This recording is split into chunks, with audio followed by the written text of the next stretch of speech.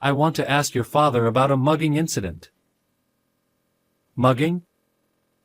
My father? Yes. Your father is suspected of mugging. Is he at home now? Yes, he is here. Do you want to see him? The police officer looked puzzled for a moment at my tone, but said, "Please let me see him," so I took the police officer into the house and opened the door. My father is here. The police officer was stunned to see my father there. This was a few months ago. My name is James. I'm a fourth-year university student. I've decided to work for a major company, but there's still something I'm undecided about. Whether or not to take over my father's company. My father is the president of a small factory. When I was young, I wanted to take over the factory and become a president like my father, but that feeling disappeared when I entered my rebellious phase. I began to feel embarrassed by my father, who was always covered in oil stains in his work clothes. That feeling remained unchanged even after I became a teenager and even now, somewhere in my heart. After becoming an adult and working part-time jobs, I began to respect my father, who worked hard while supporting many employees and their families. But I couldn't shake the feeling that a salaryman who wears a suit and works hard is cooler than my father. One day, while shopping with my father, we were suddenly called out from behind. James. My father and I turned around together.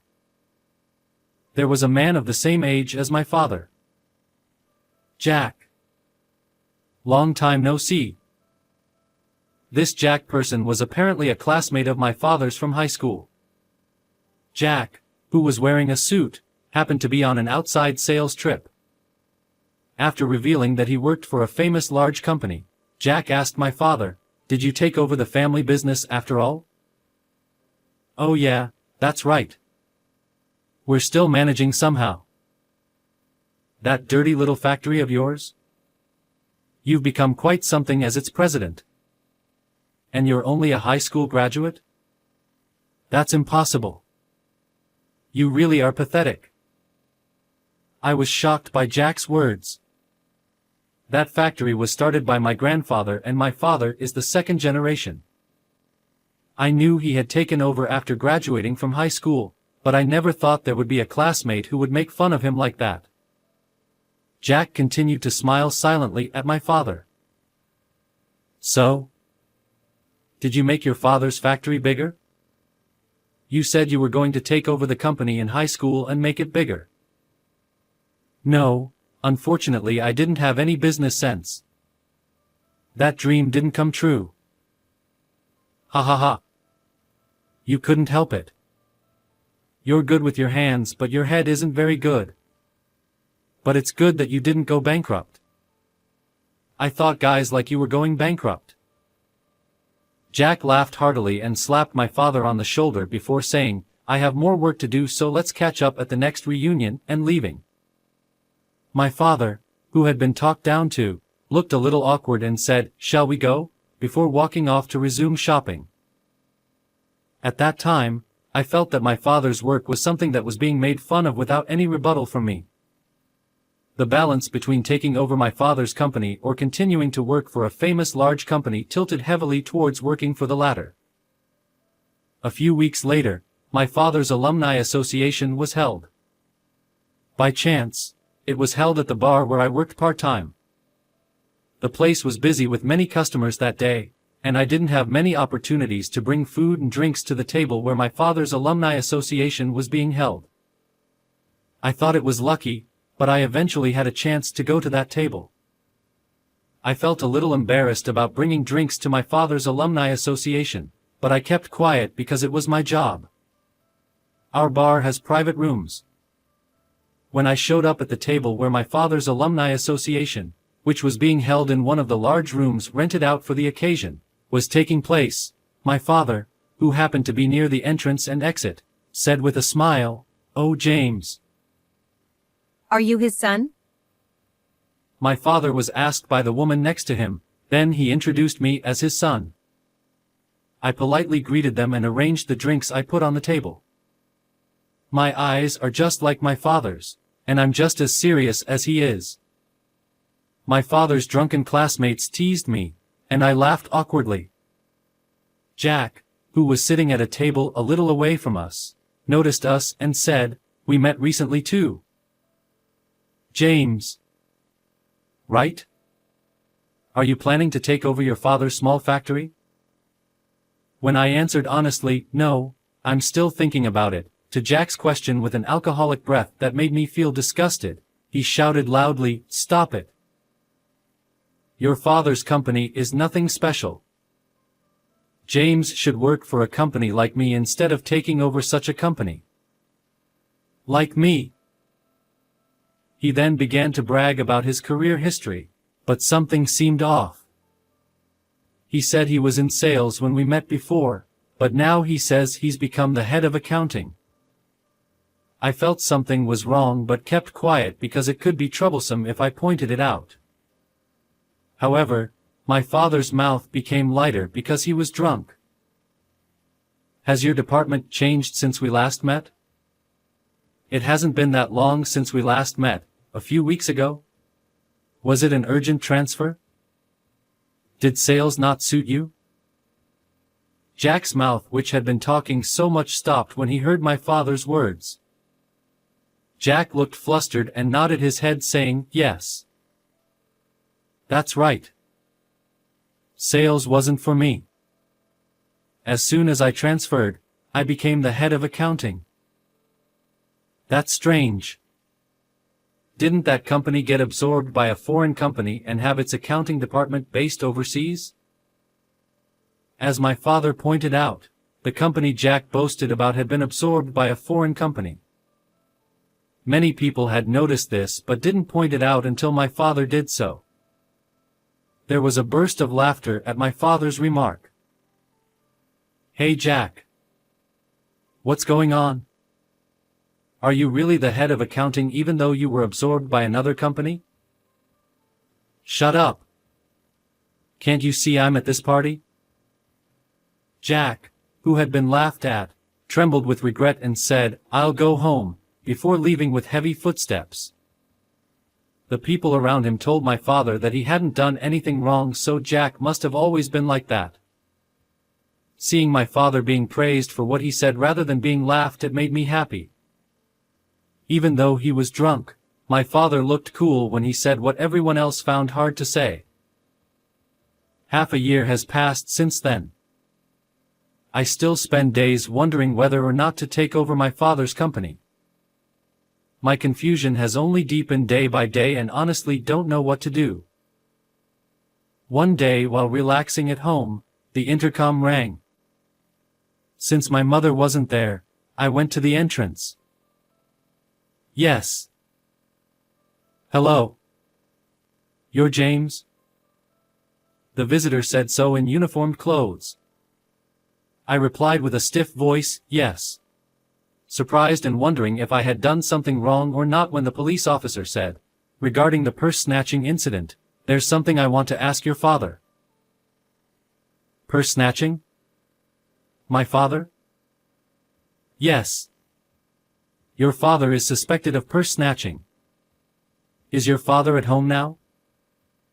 "Yes, he's here, but do you want to see him?" The police officer looked puzzled for a moment at my tone, but said, "Please let me see him," so I let the police officer into my house and opened the door to the room. My father is here. There was a Buddhist altar and a photograph of my father. I told the police officer that my father had passed away in a traffic accident, which made him freeze in shock. "I'm sorry for your loss," said the police officer. I asked him, "My father is not the kind of person who would snatch purses. Who suspects my father of being a purse snatcher?" "I can't tell you that because it's personal information. I'm sorry for bothering you today." After apologizing to me several times, the police officer left. I was confused about who had accused my father of purse snatching, but I soon found out. A few days later, I was working at my father's factory to fill the void left by his absence.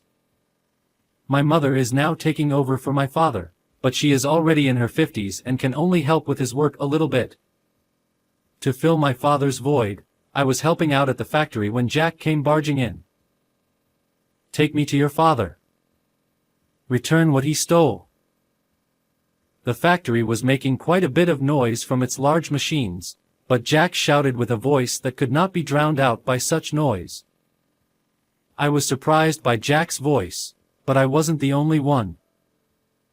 As other employees stopped working and were surprised, I spoke to Jack. My father isn't here." "Then at home?" "Call him out right away. I'm having trouble because your father snatched something from me." I heard a voice from one of the employees saying, "Purse snatching? Is it our president?" But Jack crossed his arms and refused to budge. He kept shouting, "Give me your father." In response, I asked him, "My father is not the kind of person who would snatch purses. Are you sure you're not mistaken?" "No, it was definitely your father. He must have been jealous of me working for a big company and snatched my bag. Fortunately, I didn't have my wallet or anything with me at that time, but it's unforgivable that he snatched something in the first place. The police are useless, so I came here myself to talk to him." "When did this happen exactly?" "That was, about 2 weeks ago." When Jack answered decisively after hesitating for a moment, the employees began to stir. I guess they were confused by the commotion. When I asked Jack again if it was really 2 weeks ago, he got angry with me for being persistent. He started shouting loudly. "What's going on? You keep asking me over and over again. I said it was 2 weeks ago. An elite like me came all the way to this small and smelly factory just for this. Hurry up and let me talk to your father." I felt my chest getting hot as Jack made a fuss. It wasn't just that he made disparaging remarks about my father's workplace or his colleagues' work. What bothered me most was that he was trying to pin the blame for purse snatching on my father. My father passed away in a traffic accident 1 month ago and cannot be here. When I told him clearly, Jack looked like he had swallowed a pigeonhole and said, "Huh?" I continued, "How could my father snatch purses when he passed away 1 month ago? Maybe there wasn't even any purse snatching at all."